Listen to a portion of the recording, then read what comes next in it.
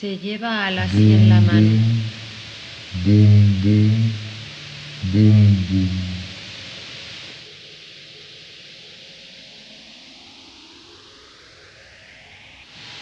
Siento mi muerte.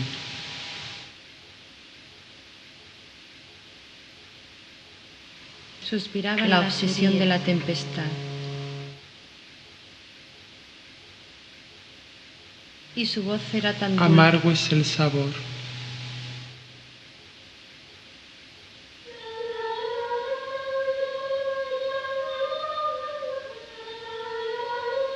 Y con él mi corazón tiembla y palpita sin cesar.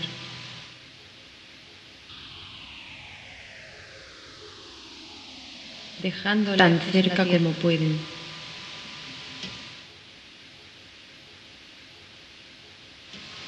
Llevando al atardecer la mañana, como sílfides y ondinas.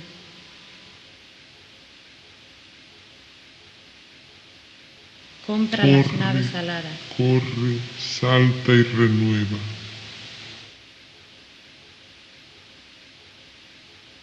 Ay, aún late mi sien.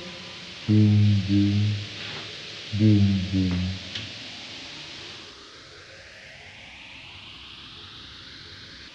Nido, perlas y armonía. Fantasía.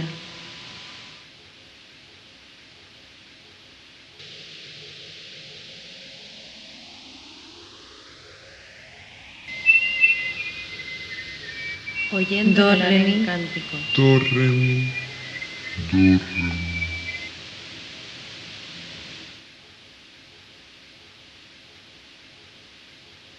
Yo Temor bordaba al un rico manto. despertar.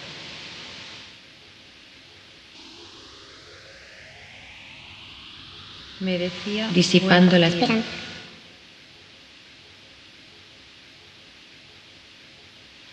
Dulce aroma a flor, dulce aroma, dulce. Volando va por los aires. Sube. Sube, sube.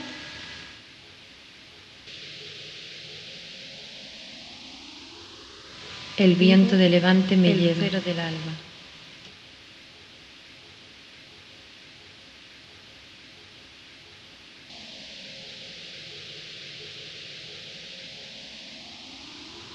Yo me adornaré el color, con lindas violetas. El calor, el color. Rolocle, rolacle, rolocle.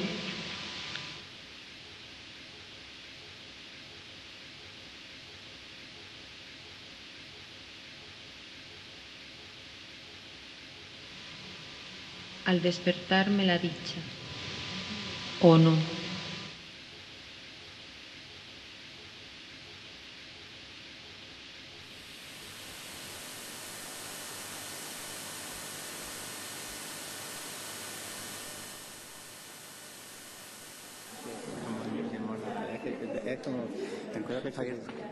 Y especialmente gracias a los tres creadores de esta exposición magnífica que hoy se clausura con Live Speaking. Brevemente voy a presentar a Jaime García. Jaime es el artista, él estudió en Granada, se formó en la Escuela de Arte de aquí de Granada, entonces es el creador, ese es su papel en este equipo.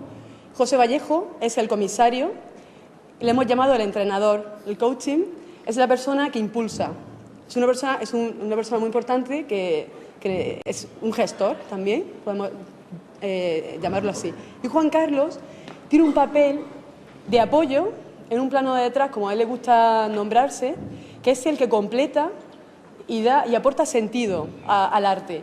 Si el artista crea, Juan Carlos con su poesía lo que ha hecho es recrear esa creación del artista y se ha tenido que meter un poco en la piel de esta obra de arte que sin ser suya ha tenido que hacerla también propia, pero desde la mente de otra persona, la mente y el corazón.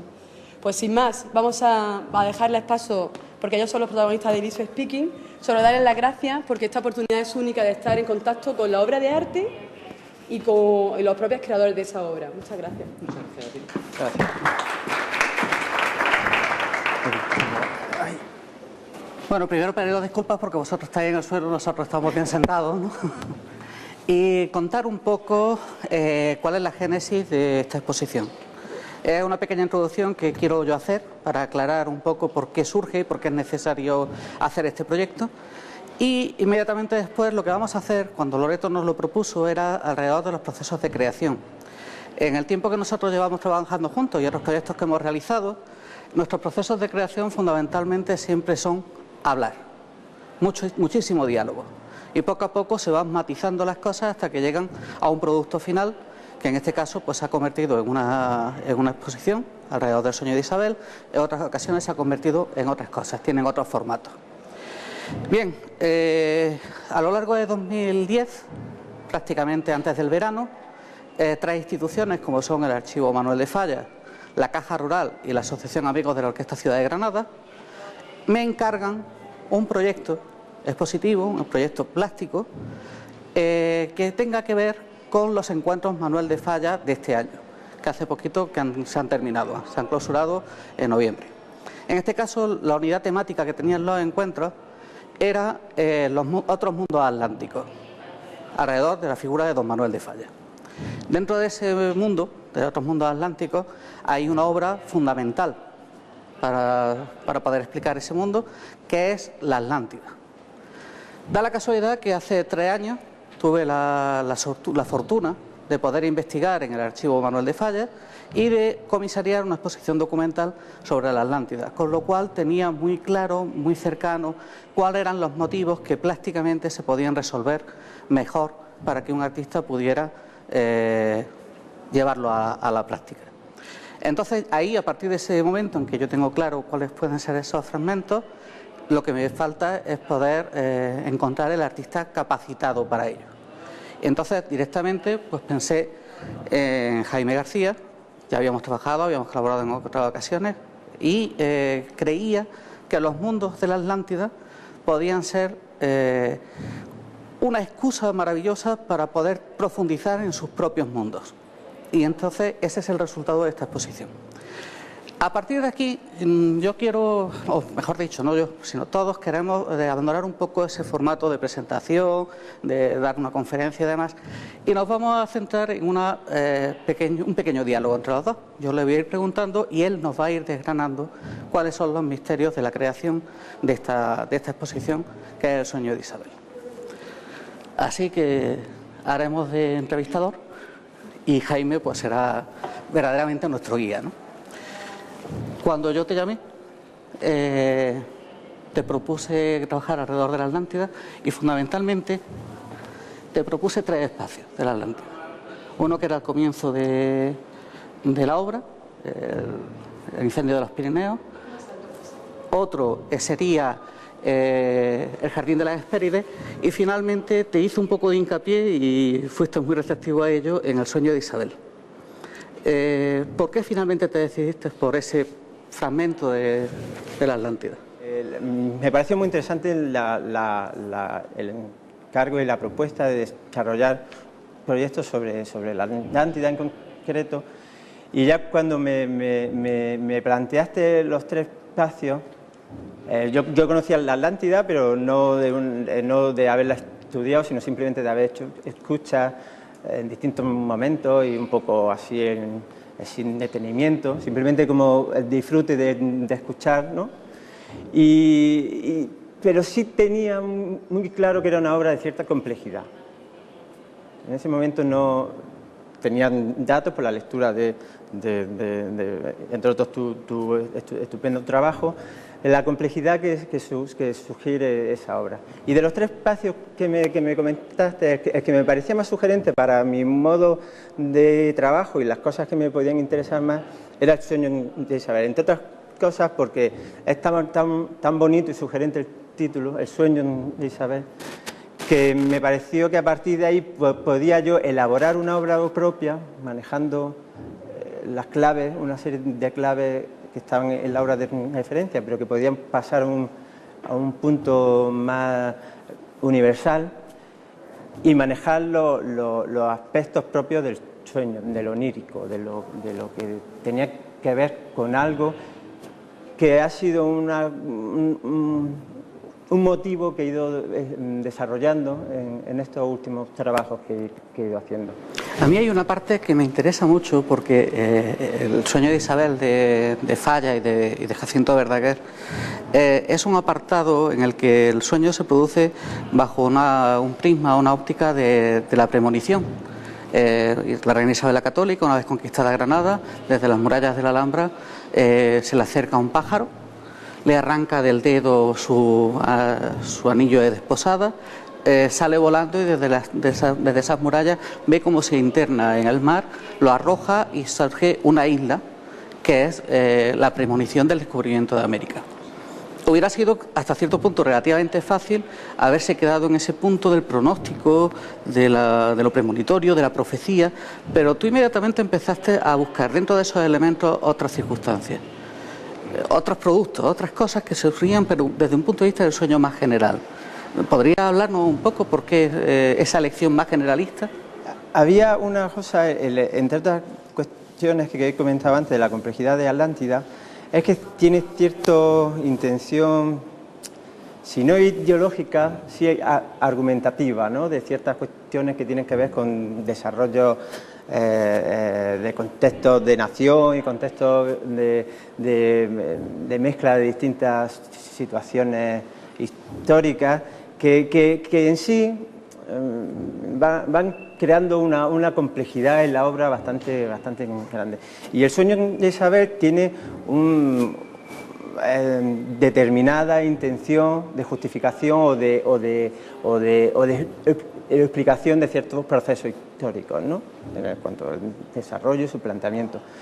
Y efectivamente es un sueño, como a lo largo de la historia, siempre la interpretación que se ha hecho de los sueños ha tenido distintos aspectos y uno de ellos ha sido el de la premonición.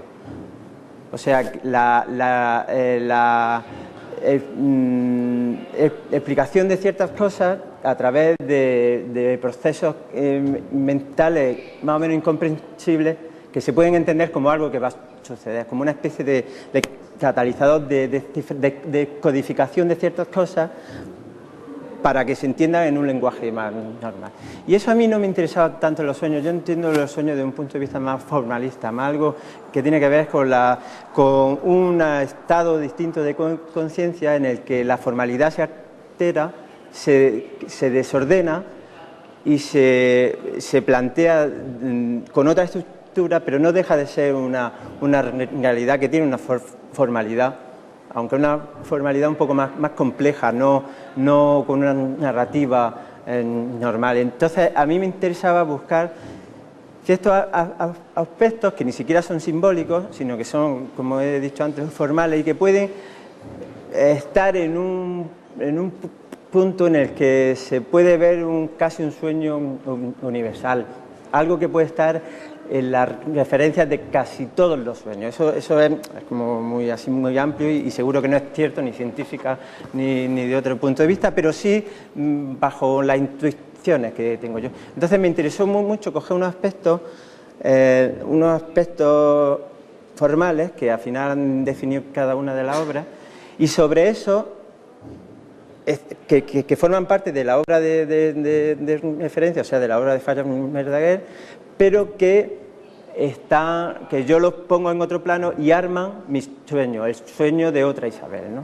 En ese aspecto de esos mundos paralelos que tú has empezado a concebir entre lo que es el mundo físico, el mundo real y el mundo de los sueños, ese que decodifica y se vuelve a recodificar y que puede enviar un mensaje o simplemente se queda ahí en el aire, tiene esto mucho que ver con la elección de los diferentes materiales utilizados en cada una de las piezas, porque sí hay un juego importante de la luz a través de la proyección, la luz a través del reflejo, con lo que se implica, ¿no?, de volatilidad, pero también tenemos, por ejemplo, el ejemplo de ese nido o cárcel del pájaro, que es totalmente sólido, pesado y que es tan amenazante como protector, ¿no? ¿Tiene que ver con ese juego de esos mundos? Sí, la idea en general era intentar elaborar un ambiente de sensación que se ajusta bastante a mis propios sueños, algo que si escuchamos sonido, si vemos el ambiente lumínico, no me interesaba que fuera, por ejemplo, una habitación oscura y con diferentes puntos de luz, sino que hubiera esta luz que si alguien ha visto, ya no va a poder ser que se vea en otro... Pero cuando alguien está viendo la exposición durante al menos 20 minutos, al final consigue estar en un grado de asimilación de lo que es ese momento último del sueño, donde la representación formal se evidencia más y casi se aprende, casi se llega a coger. Ese momento último entre el despertar y el sueño es un poco el ambiente que se llega a captar cuando se está al menos 20 minutos o media hora. Y efectivamente tenía que tener un aspecto, una parte muy de luces fragmentadas como el mar, de reflejos, de cosas que tuvieran que ver con destellos, con un poco aspectos luminosos y de contraluz. Y efectivamente esta pieza es posible que sea la más onírica de todas, porque es la que más,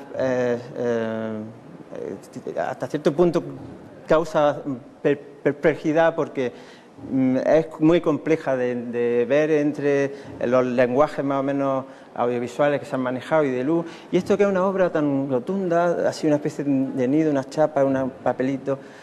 Pero yo creo que es la más onírica por eso, porque crea un ambiente de perplejidad, incluso de sorpresa. Es algo que tiene que ver con la transmutación de la forma. Es un pájaro, pero no tiene la forma de pájaro, pero lo es. Vosotros en muchos de vuestros sueños habréis visto que una cosa es una cosa, aunque la estás viendo como otra, y tú la identificas como otra que está ajena totalmente. Por eso esto maneja esa clave. Y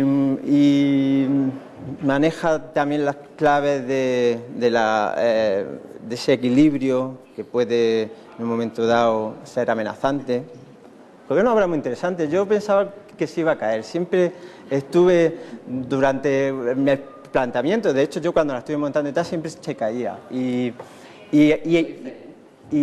a mí me pareció muy interesante que si llegaba a pasar, incluso en horas de exposición delante de gente, hubiera cerrado un poco ya la ilusión de haber completado un sueño ya casi completo.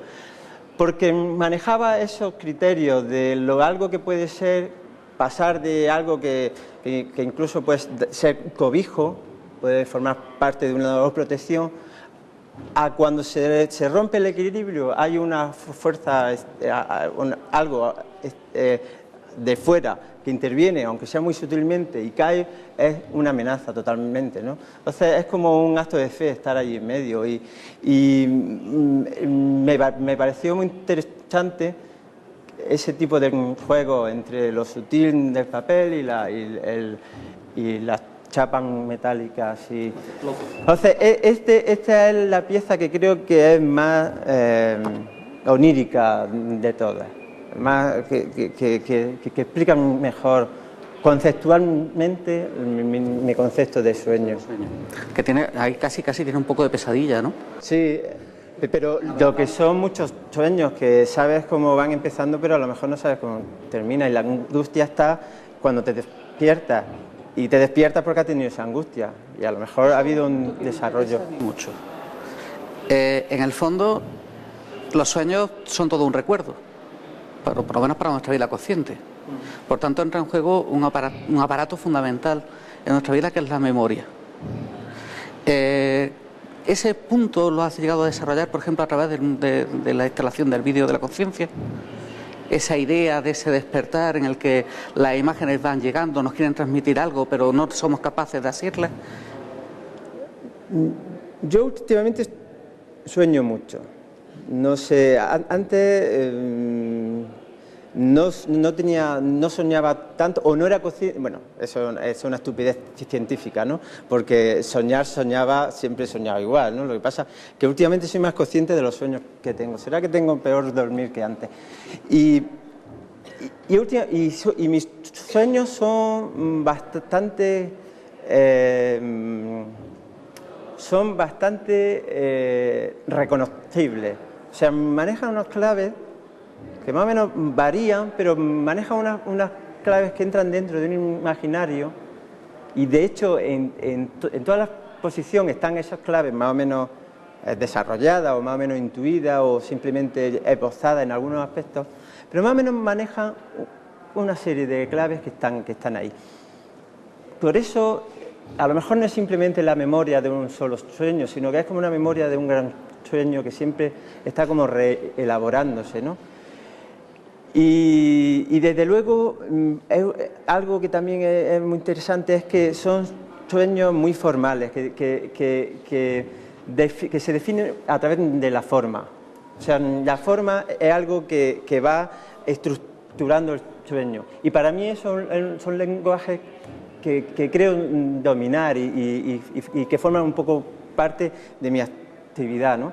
Entonces, sí, hay ese recurso a la memoria, pero creo que es como más como una cosa que tiene que ver con la representación.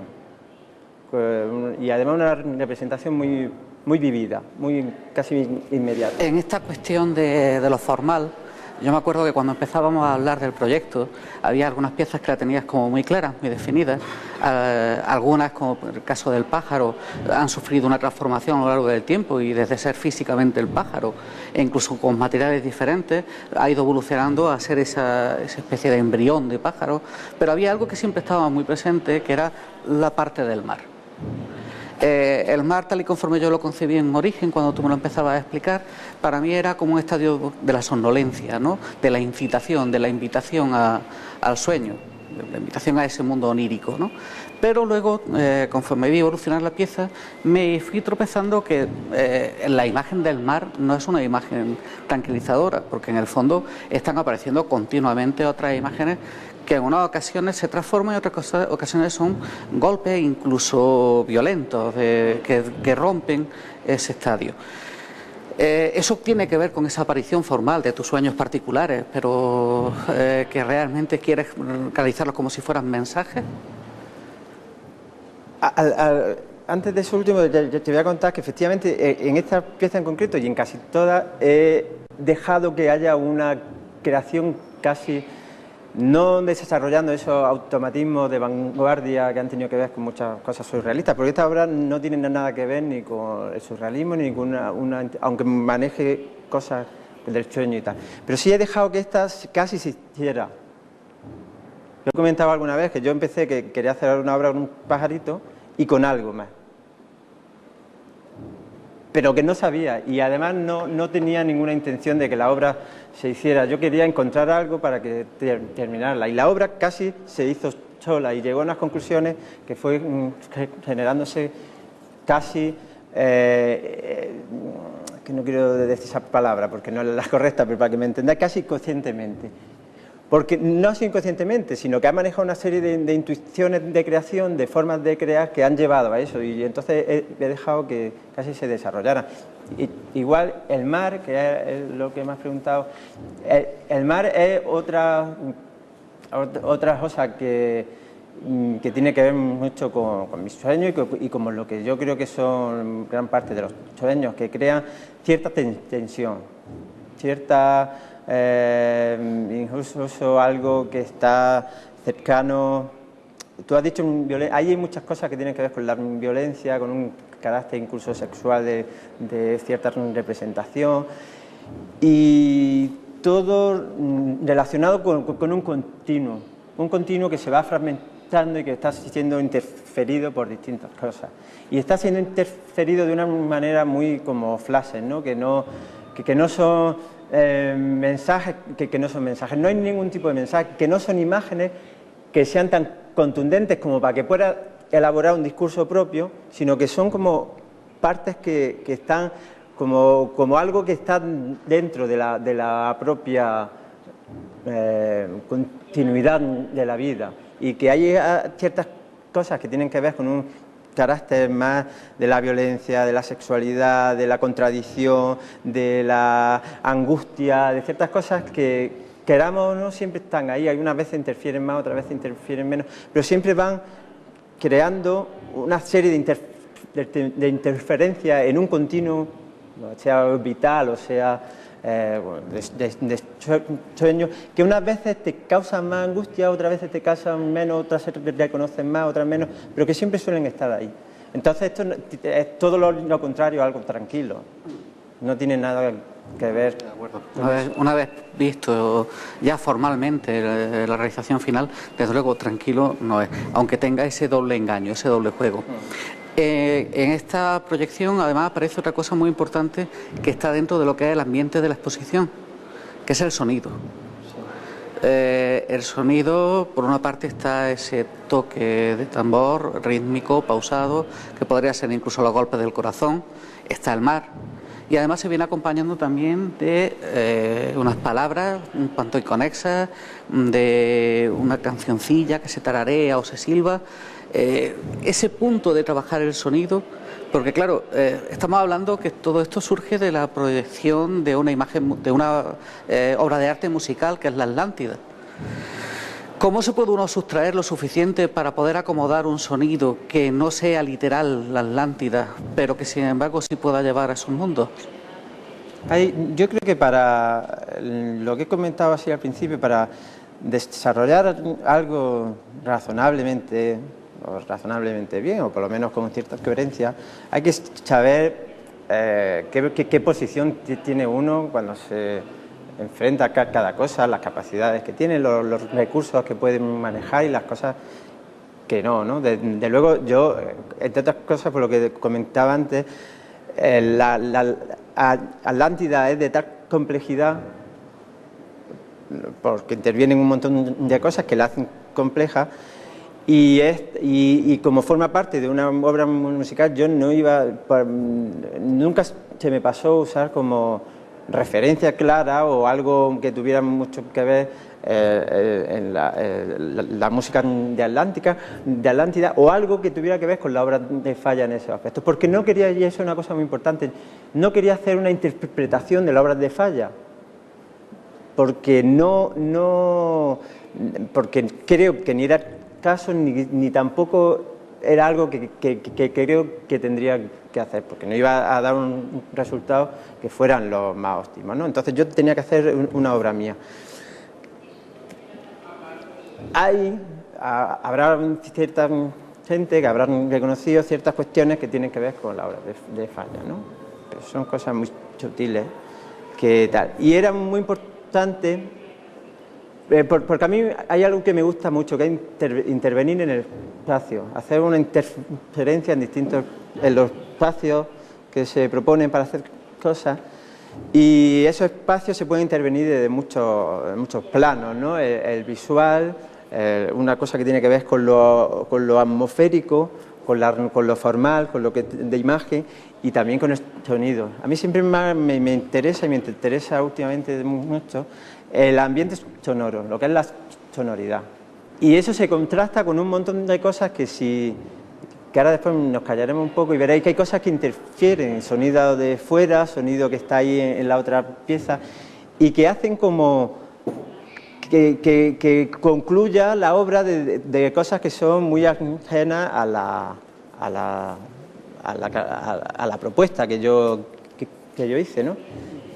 Y eso creo que es interesante, ¿no? Pero ya te digo, no he visto desde un punto de vista musical ni nada de eso, porque no es...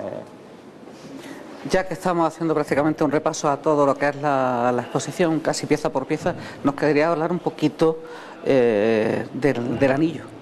El anillo. El anillo ahí está jugando con ese elemento que es el reflejo, ¿no? Que es un espejismo en el fondo.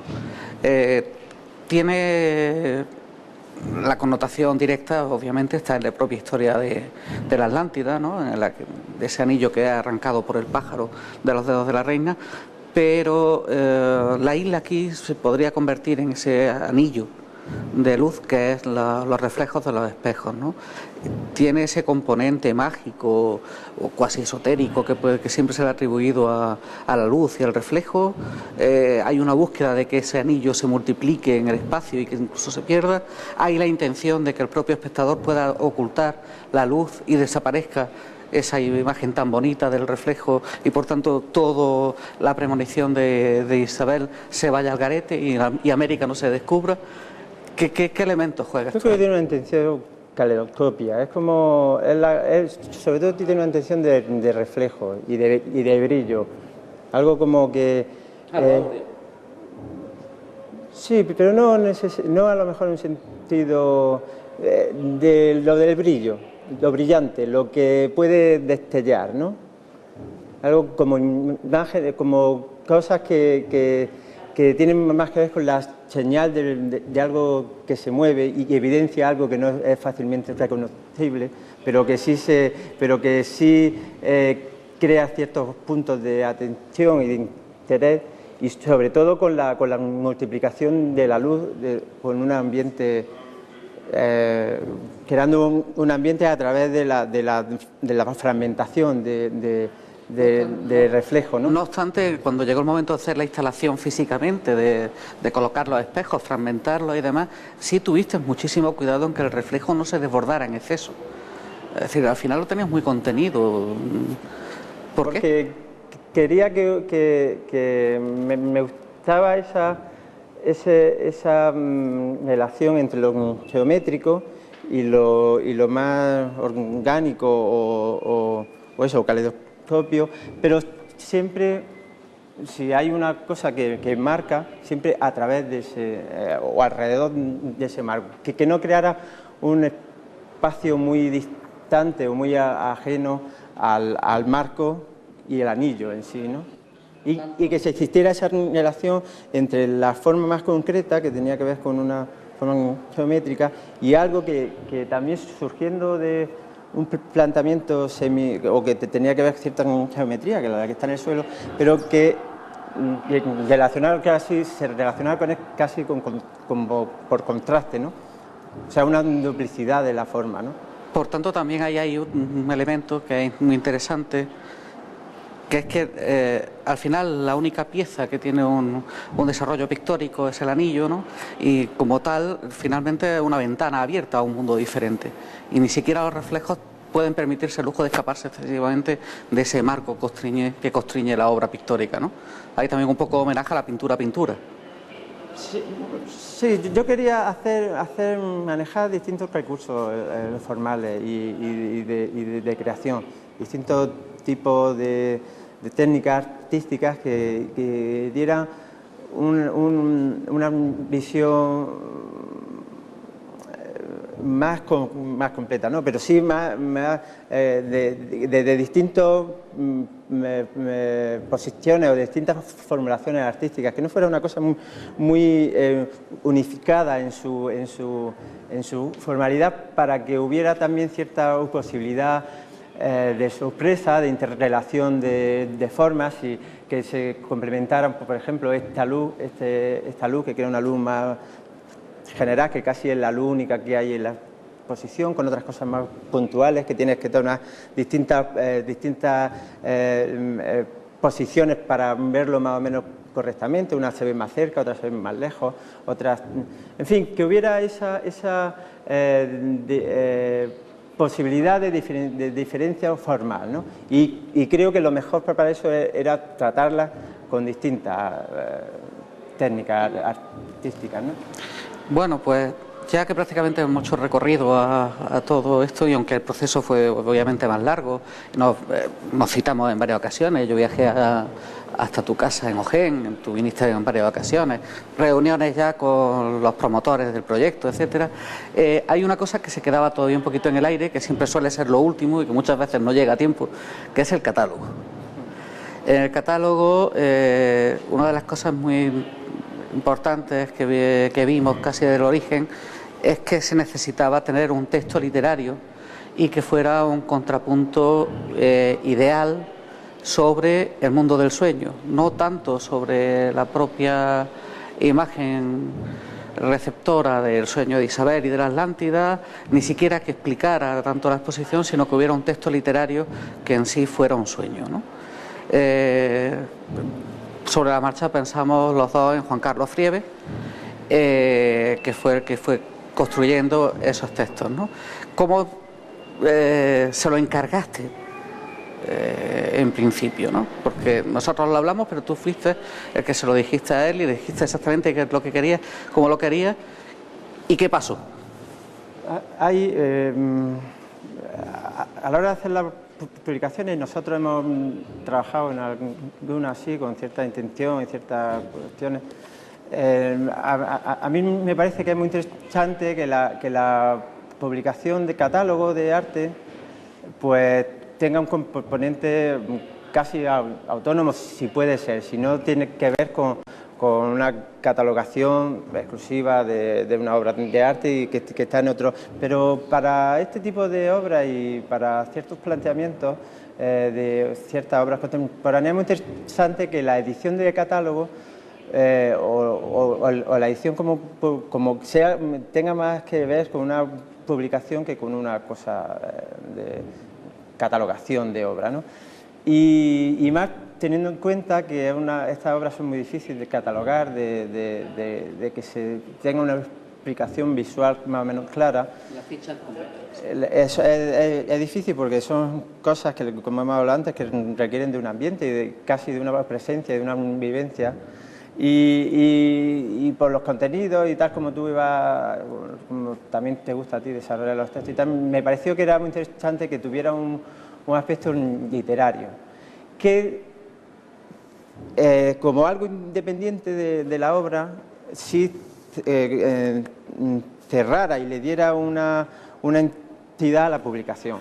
Pues has visto como... Sí, aquí, perdona que te interrumpa, pero en el fondo si estamos jugando con diferentes técnicas e incluso el sonido está adaptado, es también como el complemento que lo cierra, sí, ¿no? La parte literaria. Entonces, como tú dices, yo se lo encargué a Juan Carlos que sobre las ideas que yo le daba, y como es una obra que hasta le hicimos las fotos casi una semana antes de que estuviera, y yo tampoco tenía mucho material que mostrar y tal, yo le fui dando a Juan Carlos una serie de ideas y una serie de cosas que hablaban sobre lo que iba a desarrollar, y lo que me interesaba es que hiciera ese sueño desde un punto de vista literario, pero que escribiera un texto que desarrollara ese sueño, que se estructuraba mediante las cuatro imágenes, las cuatro piezas que estaban, y sobre esas cuatro piezas desarrollar un sueño.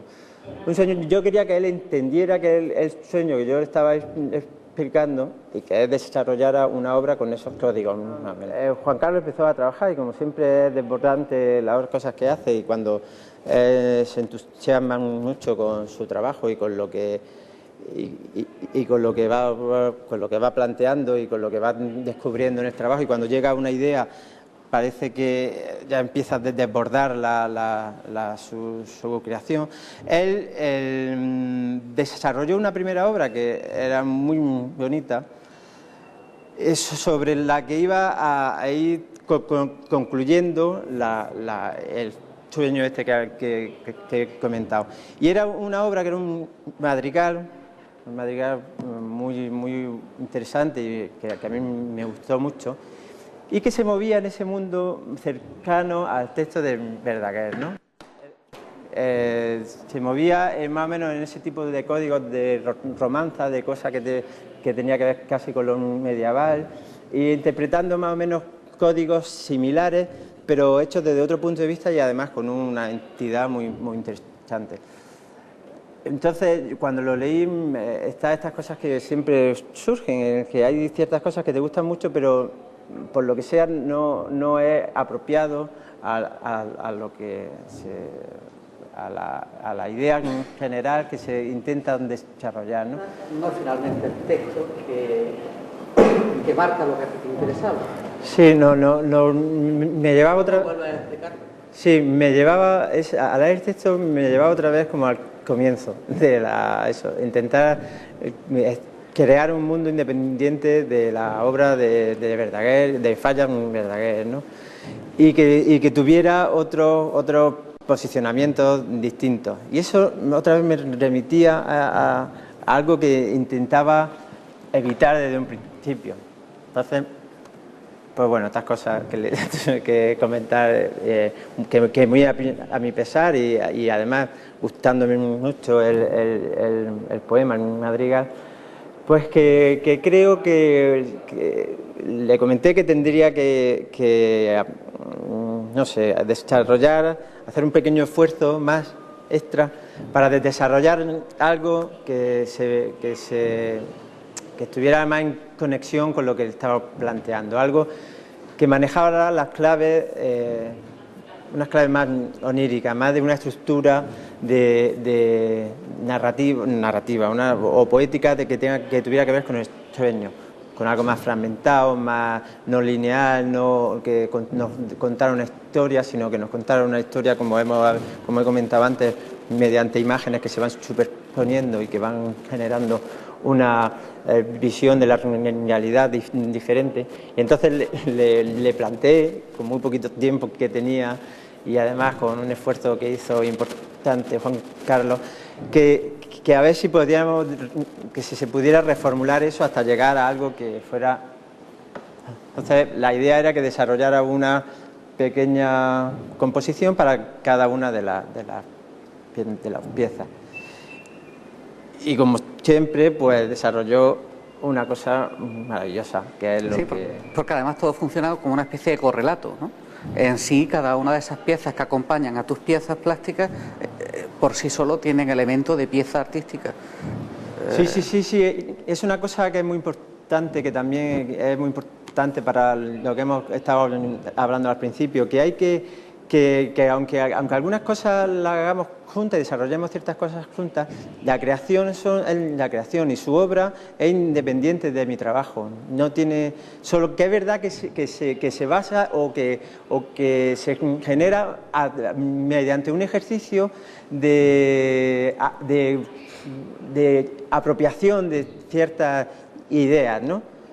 Que unas ideas que se le plantean, ¿no? Sí, pero que en el fondo es un cante de ida y vuelta, porque yo también he visto cómo tú actuabas plásticamente sobre algún motivo literario de Juan Carlos. El caso de la edición de Hojas de Morera, etcétera. Sí, bueno, esa es una edición, esa es una cosa más de edición y es más concreta, y entonces se basa en unos mecanismos que tienen que ver con la edición, con el libro. Pero sí es verdad que hemos desarrollado algunas cosas que se basaban así, pero lo que me quiero referir es que tanto daría igual que la producción de una obra hubiera empezado por la parte literaria y haberse acompañado de la parte plástica, como que la parte plástica sea en este momento la que mande y de pronto sea... Hay un montón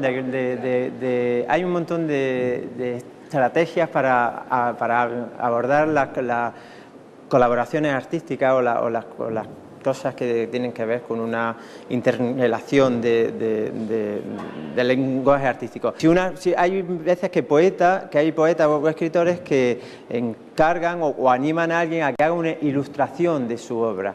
Entonces, es una ilustración, es algo que no tiene, que simplemente complementa en un ámbito concreto, sea el de la edición, sea algo dándole un enriquecimiento, ¿no? Un valor añadido, algo que a la inversa igual, hay gente que encarga una pieza musical para acompañar una exposición, pero más bien como algo que tiene que ver más con el ambiente de fondo, de crear a una situación favorable y que tiene que ver con ese valor añadido. Hay otras veces que como nosotros hemos desarrollado alguna obra, que es como se quiere hacer una obra y ahí se van sumando esfuerzos que se solapan, o sea, que tiene que ver con una cosa que comienza por un planteamiento, pero después va teniendo un efecto de ida y vuelta hasta que al final se vayan concluyendo cosas. Pero a mí me gusta, a Juan Carlos también, y que cada uno es responsable de su creación, y su creación es independiente de lo que ha hecho el otro. Lo que pasa es que igual que cada uno va haciendo las cosas tomando como referencias variadas, tomando distintas referencias, en ese caso las referencias son las que vamos haciendo en común. Y efectivamente la obra esas son cosas que pasan a formar parte de su catálogo tal, independientemente de que estén ahí puestas, pero sí están hechas con la intención de que formen como he dicho antes, de apropiarse de algo que yo le he comunicado y que a él le ha servido, le ha interesado como para poder desarrollar eso. Hay una cosa como de apropiación, de idea de partida, ¿no? De idea de inicio. Bueno, llegado a este punto en el que ya prácticamente podríamos casi ir cerrando, no sé si tú antes has invitado a que estuviéramos un poco en silencio y nos hiciéramos partícipes de lo que es el sonido, todo lo envolvente de la instalación, de la exposición. Yo creo que podría ser un buen momento, 30 segundos nada más, para integrarnos un poquito y ya que Juan Carlos tenga la amabilidad de leernos los textos definitivos del catálogo. ¿Os parece estos 30 segundos de pausa?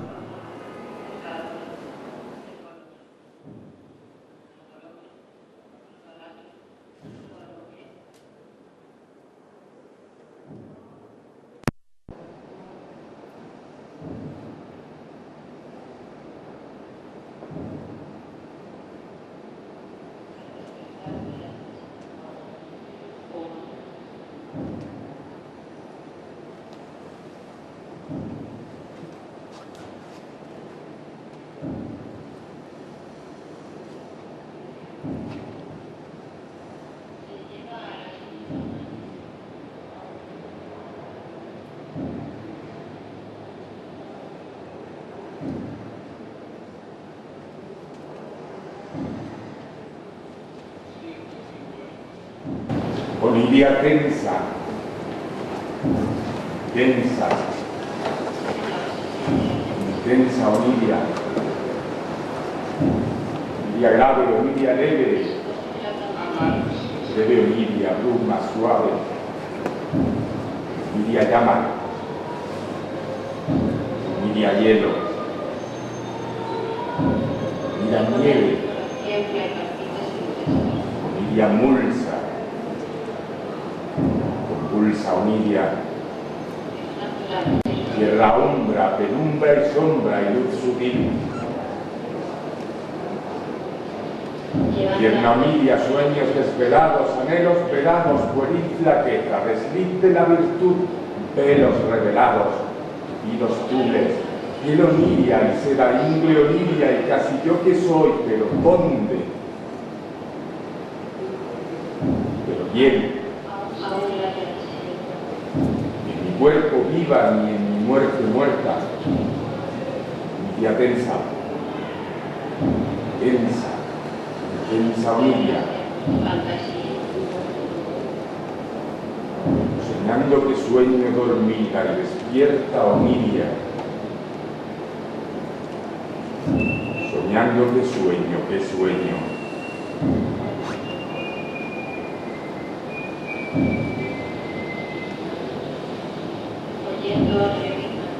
El mar.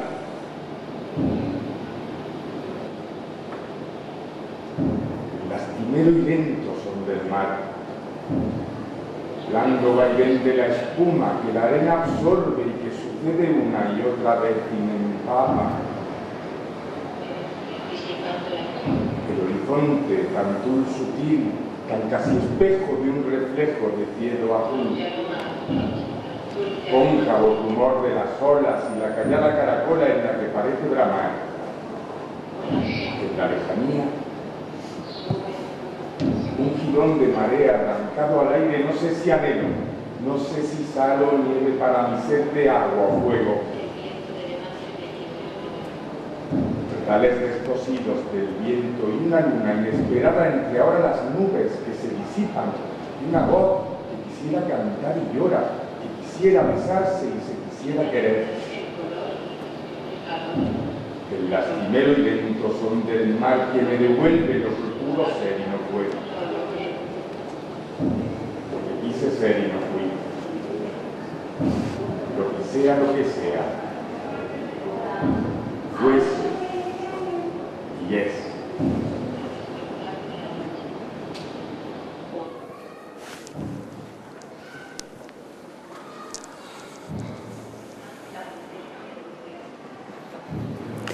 En fin, en el tiempo que transcurre aproximadamente una siesta, nosotros hemos intentado dejar Espero que os haya gustado y gracias por haber acompañado.